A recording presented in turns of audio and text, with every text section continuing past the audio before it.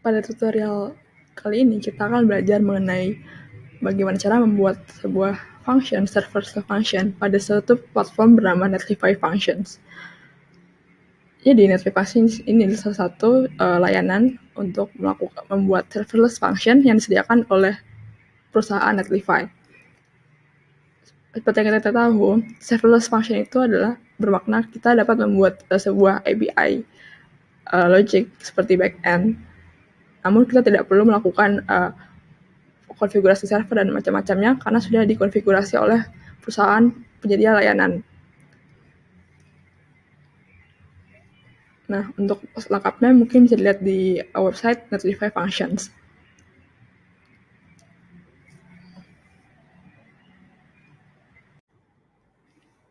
Oke, pada kali ini kita akan mulai tutorialnya langsung.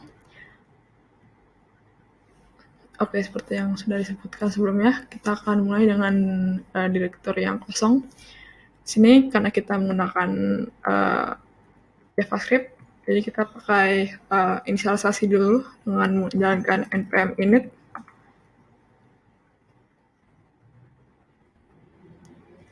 Misalkan kita namakan lambda example.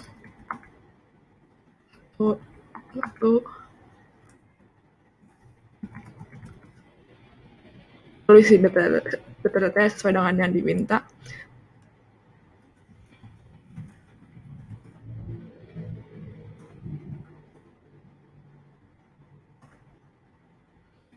Misalkan ada data yang tidak relevan, mungkin bisa di skip juga.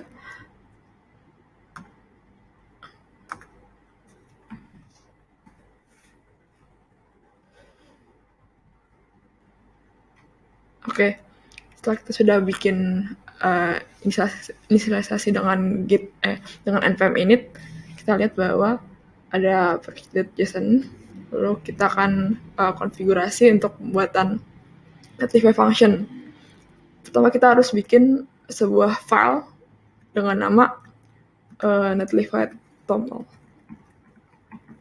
Jadi file ini adalah sebuah file konfigurasi untuk Netlify functions, atau ketika kita ingin mendeploy di Netlify dan lain-lainnya, misalnya kita bisa menggunakan dua cara, yaitu dengan mendefinisikan Netlify toml atau dengan mendefinisikan di situs Netlify itu sendiri. Kalau dari yang saya baca sih, cara untuk mengkonfigurasinya, jadi yang kita ingin lakukan adalah ingin mengkonfigurasi direktori mana nih tempat kita naruh functionnya.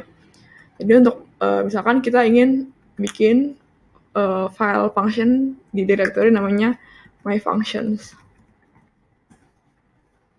Nah, kita ingin nih kasih tahu ke Netlify kayak, oh ini loh folder kita di mana ya. Nah, kita bikin namanya functions. Lalu kita tulis directory yaitu my functions. Nah, jadi ketika kita akan menjalankan fungsi Netlify, misalkan Netlify functions, nanti dia bakal tahu kalau misalkan functionnya itu bakal ada di folder directory my functions.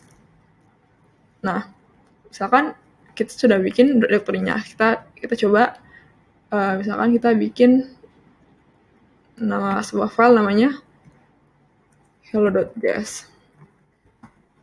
Nah, jadi hello.js ini template-nya sih kayak ini ya, template untuk pembuatan function itu menggunakan nama function. Misalkan kita deklarasikan sebuah fungsi, misalkan example function. Fungsi ini kita buat asing, lalu dengan parameter ada 2, event dan konteks. Lalu kita ekspor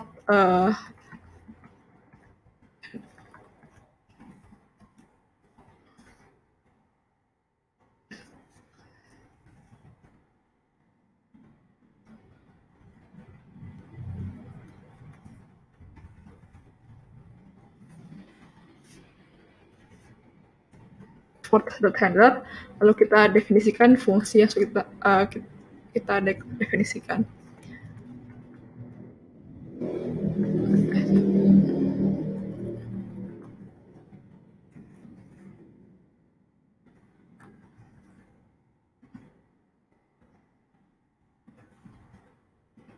Nah, ini untuk template-nya kita belum return apa-apa di sini, tapi kita coba lihat karena kita di sini kita penasaran nih, ada 2 parameter.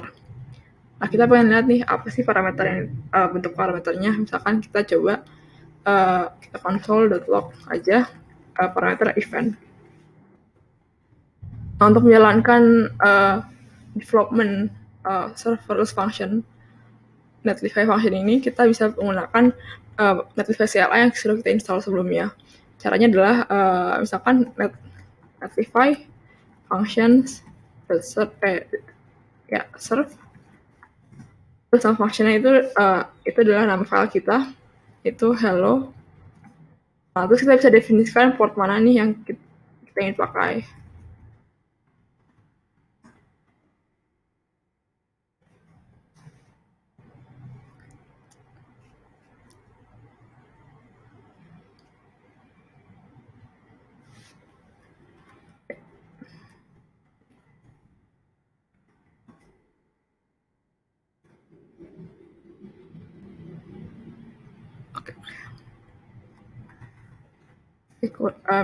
Kurang min f hello.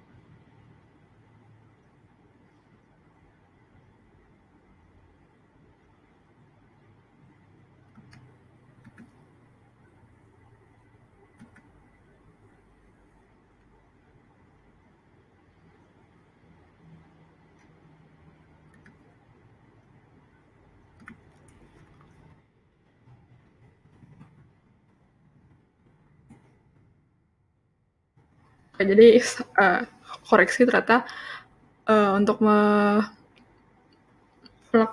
development lokal kita gunakan command netlify function serve dengan lalu kita define port apa yang mau digunakan. Jadi dia langsung baca satu directory sih, bukan spesifik satu function. Nah, kita ingin coba. Nah, untuk cara mencobanya kita bisa gunakan klien browser ataupun klien seperti Postman atau pakai Curl juga bisa. Jadi untuk kali ini kita lihat untuk URL itu gimana sih strukturnya. Jadi strukturnya adalah kita kan udah define dia port 8000, jadi kita gunakan port 8000. Kemudian kita lihat di sini routingnya itu secara otomatis dia ada routingnya /netlify/functions dan hello. Jadi ini by default kita nggak bisa ngubah-ngubah nih URL kayak gimana. Jadi kayak sudah pasti URL itu mengandung .netlify/functions, kemudian nama function yang sudah dibuat.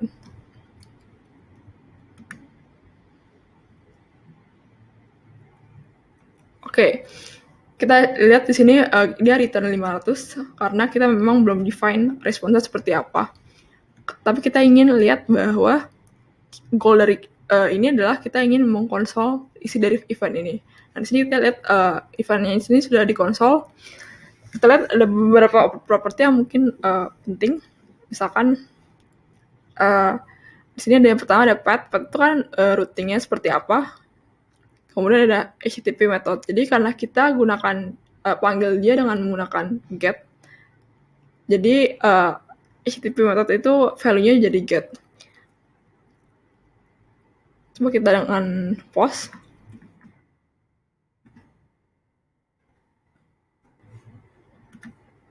Kalau kita post, kita lihat bahwa HTTP methodnya berganti menjadi post. Nah, kemudian selanjutnya ada property query string parameters. Ini berguna kalau misalkan kita ingin menggunakan query params pada URL kita. Lalu ada headers juga, ini untuk kayak request headernya apa aja. Dan body. Nah, ini body juga penting. Mungkin untuk fungsinya untuk yang post kan bisa kita pakai body, bisa gunakan property body ini.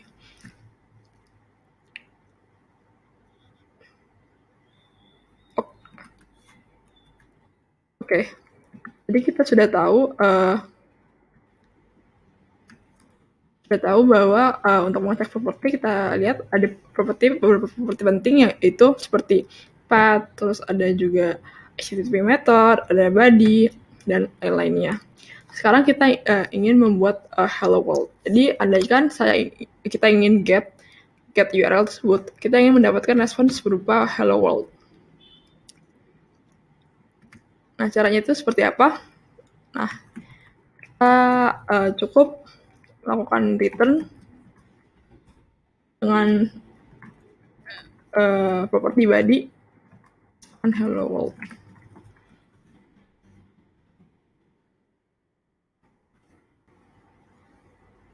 Lalu kita coba cek send.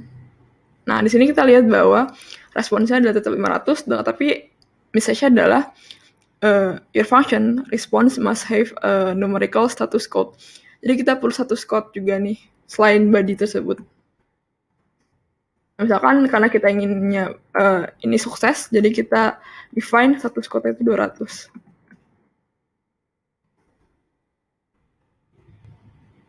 Nah, ketika kita send, kita lihat bahwa responsnya benar, hello world, dengan status code 200. Kita juga bisa mengganti, misalkan, status code-nya 201.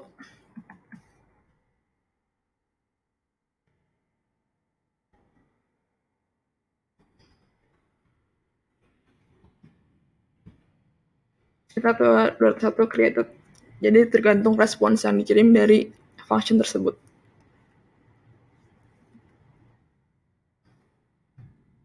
Oke, jadi kita sudah bisa membuat fungsi hello world, di mana kita setiap ada URL yang ditembak, kita akan membalikan respons berupa pesan hello world. Untuk membuat pesan hello world sendiri, ada dua yang penting return-nya, yaitu status code, lalu juga ada body. Jadi pesan apa yang mau dikirimkan ke klien. Oke. Kemudian selanjutnya kita ingin membuat hello world dengan membaca query param. Jadi itu maksudnya query param itu, andaikan kita lihat di postman-nya, andaikan query param itu apa sih sebenarnya? Query param itu lebih ke arah, misalkan ada query name Savia gitu. Dan sini kita lihat bahwa query paramnya ada name dengan value Savia. Misalkan saya mau tambahin lagi umur, kita tambahkan dengan delimiter dan kemudian lanjut dengan age, misalkan 20. Nah, ini namanya adalah query param. Misal kita coba send, belum ada apa-apa sih karena kita belum mendefine ya. Nah, kita coba pengen lihat nih apa sih pengaruhnya query param terhadap gimana sih cara dia baca query param. Kan kita tadi tahu query param itu ada di salah satu properti di event. Kita lihat si query param itu kayak gimana sih. Nah, kita coba kita lihat sini query paramnya berupa, kita bisa gunakan yang ini atau yang multi value bebas. Nah, di sini query string parameter ini kita lihat bentuknya berupa objek dengan key name sesuai dengan yang sudah kita define dan age juga. Nah, di sini kita tahu bahwa cara membaca query string parameter itu kita dapat dari event query string parameter.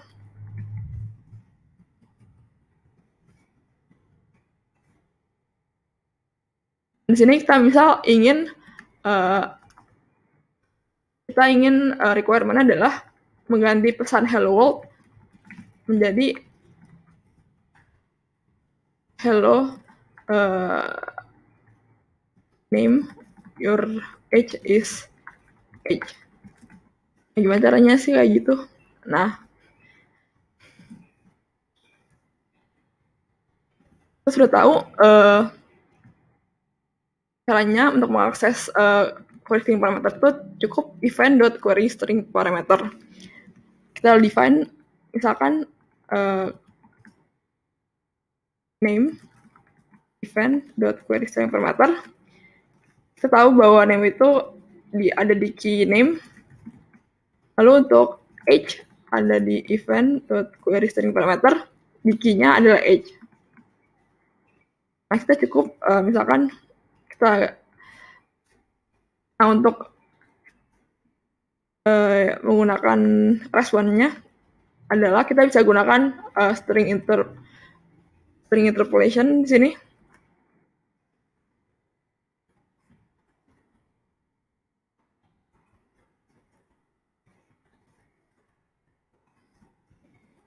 Age is di sini kita gunakan kurang ini. Nah, di sini kita bisa lihat sebenarnya ini cuma JavaScript biasa aja sih. Tapi intinya kita bisa gunakan dari goal ini kita bisa gunakan event.queryString parameter jika kita ingin mengakses query string parameter. Kita lihat. Nah, di sini kita lihat bahwa respon sudah benar, yaitu hello name your age is sesuai dengan age di sini. Kita ganti misalkan 1. Nah, di sini kita lihat bahwa datanya berubah dinamik. Nah, tapi tentunya bagaimana kalau misalkan kita nggak ada nih query string parameternya, kita akan return undefined. Nah, oleh karena itu functionnya nggak bakal crash, tapi dia akan return undefined kan. Mungkin kita bisa gunakan fallback value. Jadi misalkan undefined nih, apa sih value yang mau dipakai? Misalkan unknown, your age is unknown juga. Setiap ada pemanggilan yang bersifat undefined, kita bakal dapat fallback value tersebut.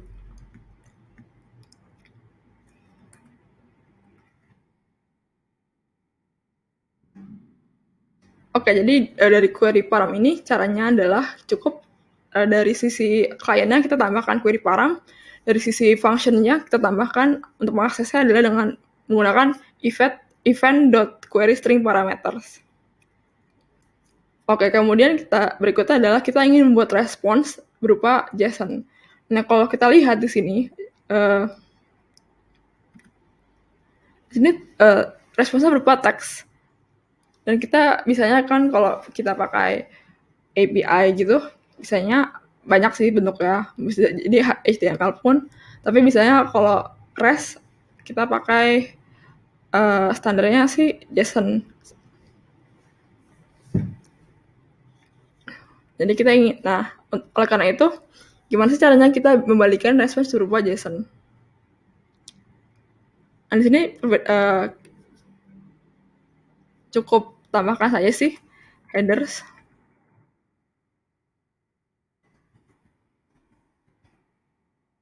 Ini kita tambahkan content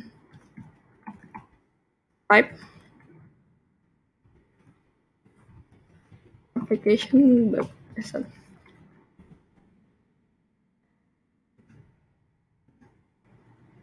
Sorry.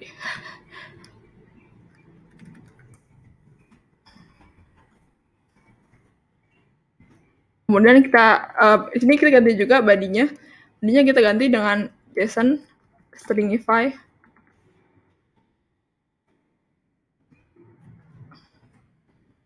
Nah, kan JSON itu misalnya dalam bentuk ada dictionary object dengan key dan value.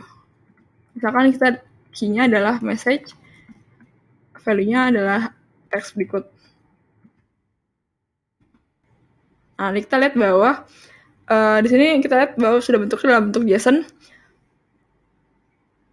Dan kita lihat di header-nya pun content type-nya adalah application/JSON.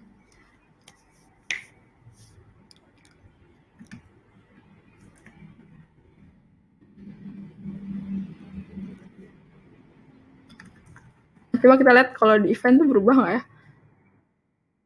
Oh ya, kita coba lihat apakah ketika kita atur dengan content type headers dan message ya seperti ini, apakah dia berubah isi dari event? Kita lihat, saya invoke lagi.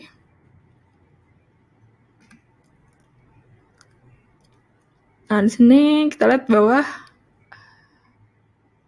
tidak ada perubahan ya. Ya, tidak ada perubahan sama sekali.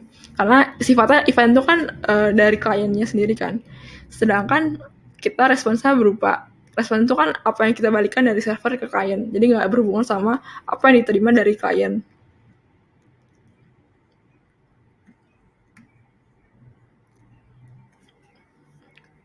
Oke, jadi intinya adalah kita cukup tambahkan content type, headers, dan body-nya kita stringify. Jadi ya, karena kita intinya stringify itu ketika kita ingin membalikan respons ke klien, kita kan nggak mungkin bisa membalikannya dalam bentuk sebuah objek ini kan. Kita perlu bikin dia menjadi sebuah bentuk string.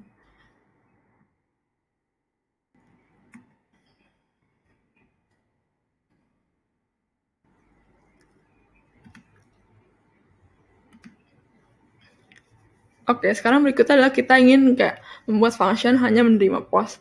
Jadi maksud dari goal ini adalah kan misalnya dalam beberapa kasus seperti kita ingin membuat data misalkan dengan create user, nge-create post, nge-create blog post gitu maksudnya. Kita hanya ingin membatasi URL itu bisa diakses dengan post saja. Dan fungsi kayak HTTP method kayak get itu kan digunakannya lebih baik digunakan untuk sifatnya adalah menggunakan nge-retrieve data kan. Nah, oleh karena itu kita misalkan ingin membuat function yang hanya menerima post. Dan kalau misalkan dia bukan post gitu, kita tolak gitu. Nah, gimana sih caranya? Nah, untuk caranya adalah seperti berikut. Kita tahu bahwa HTTP method itu disimpan di event.HTTP method kan. Jadi kita HTTP method. Nah, misalkan kita ingin define kalau misalkan dia bukan post,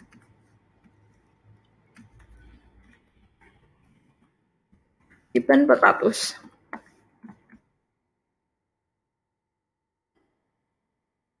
Nah, ini cukup pakai if else bisa sih.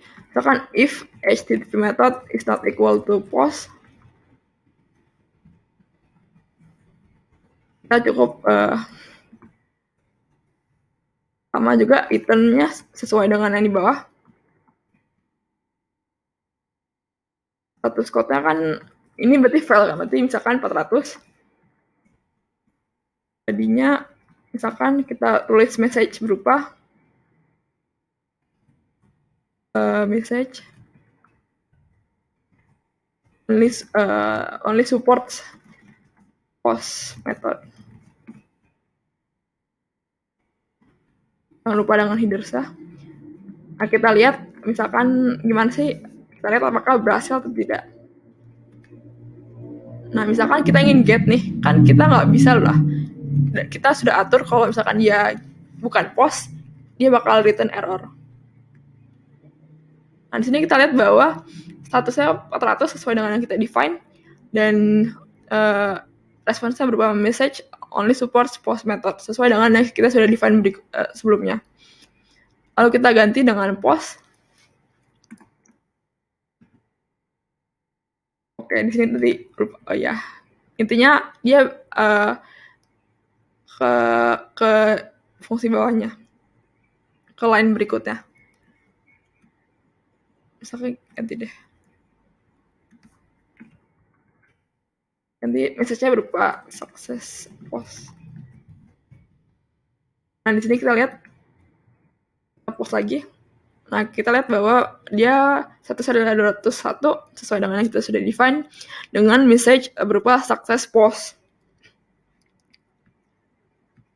Oke, jadi untuk handling HTTP method cukup kayak biasa aja dengan menggunakan if else, misalkan HTTP methodnya bukan post, atau misalkan HTTP methodnya hanya boleh get dan semacam-macamnya.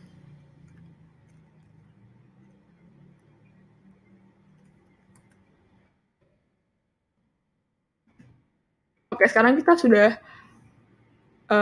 bisa menerima post, hanya bisa menerima post. Nah, bagaimana kalau kita misalkan ingin menerima body? Jadi kan kalau misalkan kita post itu biasanya bentuk datanya itu dikirim dalam bentuk body kan. Meanwhile, kalau misalkan get kan misalnya jika ada data yang ingin diakses pakai query param gitu. Nah, di sini kita contohnya itu yang saya maksud adalah seperti berikut ini. Jadi itu body-nya itu sendiri bentuknya adalah sebagai berikut. JSON. Misalkan ada name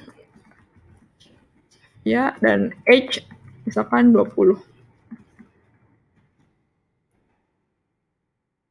Nah, kita ingin lakukan dengan cara menghandle apa ya? Sama aja sih, mungkin goal dari responnya adalah sama, ada hello Safia age 20 misalkan. Kita send. Nah, sebentar.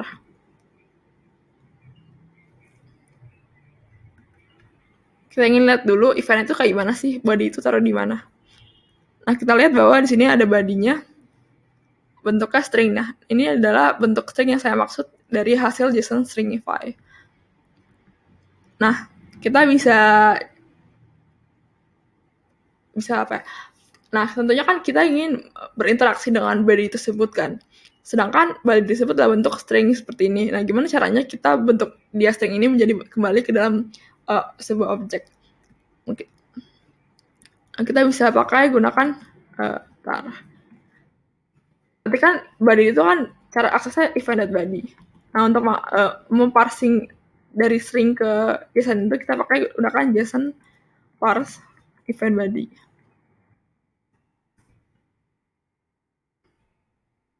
Coba lihat. Nah, kita dapatkan JSON dalam bentuk JSON object. Nah, sekarang kita sudah dapat dalam JSON object, kita cukup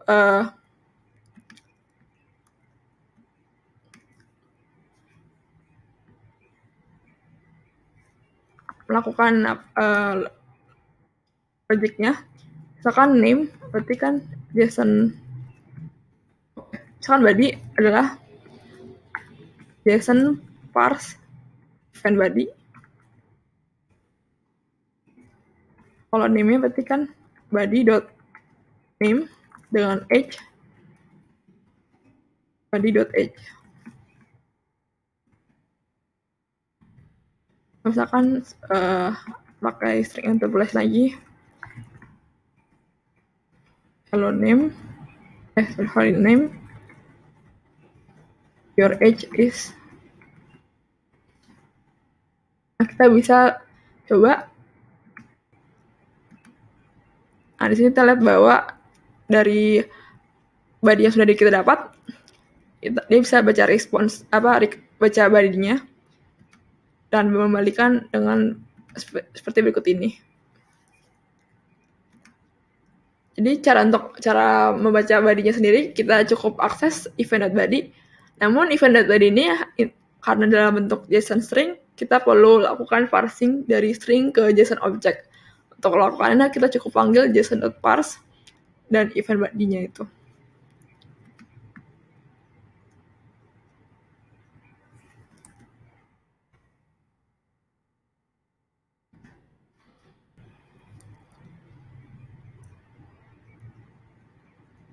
Oke, kita sudah cukup mengerti dengan event sendiri. Nah, kita ingin tahu apa sih itu konteks dan apa sih isi dari konteks tersebut.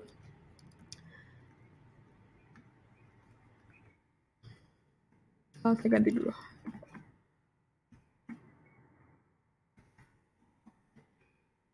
Sekarang kita ingin melihat misalkan konteks, kita cukup follow konteks aja.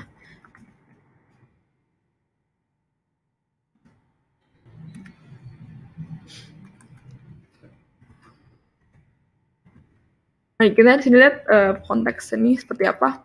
Nah, di sini konteks adalah intinya ada beberapa properti yang dikirim. Sebenarnya kan ini native function itu merupakan abstraksi dari AWS Lambda kan. Jadi ini adalah konteks-konteks informasi apa sih yang dikirim dari user klien gitu. Dan ada beberapa informasi yang seperti yang related dengan informasi AWS-nya sendiri.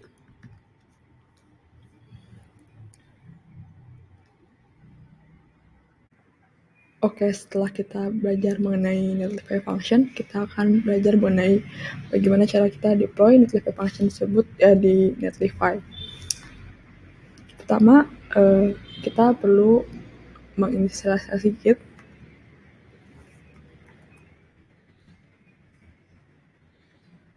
Kemudian kita lakukan komen-komen seperti untuk lakukan git add dan git commit.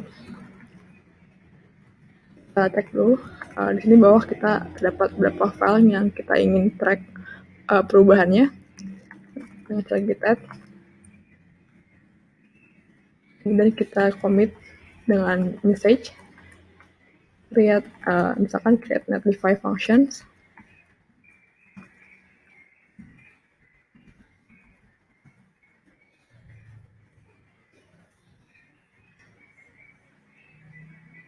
Oke, setelah kita sudah melakukan instalasi Git, kita hubungkan dengan sebuah repository remote, baik itu di GitHub ataupun GitLab.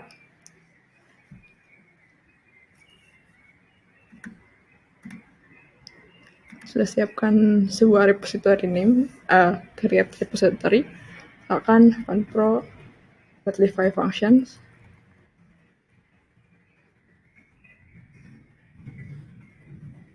Kemudian kita bisa lakukan skip bagian ini, kita buat dia public, dan kita create repository-nya. Oke, kita sudah selesai. Kemudian kita hubungkan dengan cara, bisa kita ikuti yang ini. Kita copy komen yang pertama ini, kita add origin, lalu kita bisa get push origin master.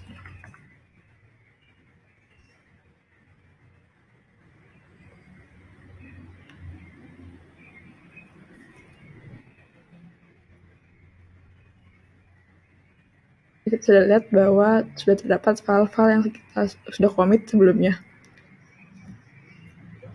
Kemudian kita buka aplikasi Netlify kita,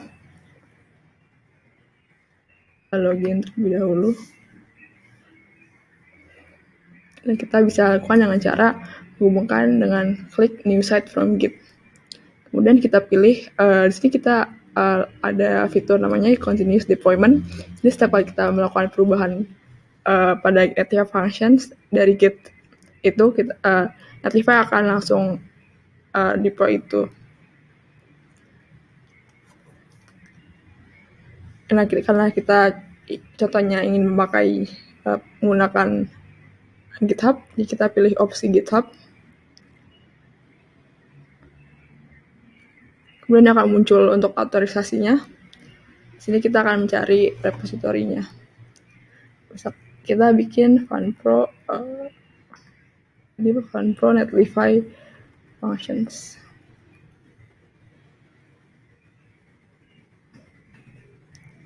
Oke, kita sudah dapat. Lalu kita langsung pilih deploy site.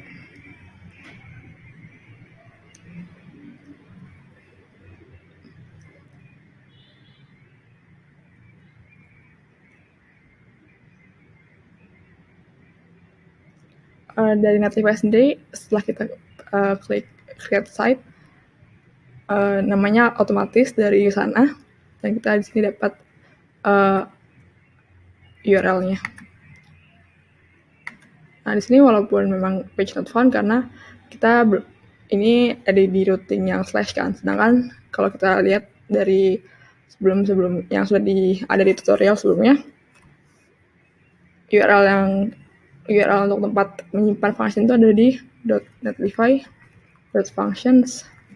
Nah, karena nama function kita adalah hello, kita bisa. Nah, di sini kita lihat bahwa pada URL .netlify functions dan hello, di sini kita dapat fungsi yang sesuai yang kita inginkan. Jadi kesimpulannya, untuk melakukan deploy function yang kita sudah buat ke Netlify, kita dapat melakukannya melalui Git dengan mengconnect antara lokal kita dengan repository GitHub atau GitLab. Kemudian kita lakukan dengan menggunakan Netlify, kita create site-nya dan kita hubungkan dengan situs repository Git yang kita sudah pakai. Kemudian Netlify akan secara otomatis mengassign sebuah nama dari app-nya tersebut, dan untuk mengecek apakah memang sudah berhasil terdeploy atau belum, kita cek dengan URL /netlify/function/nama function tersebut.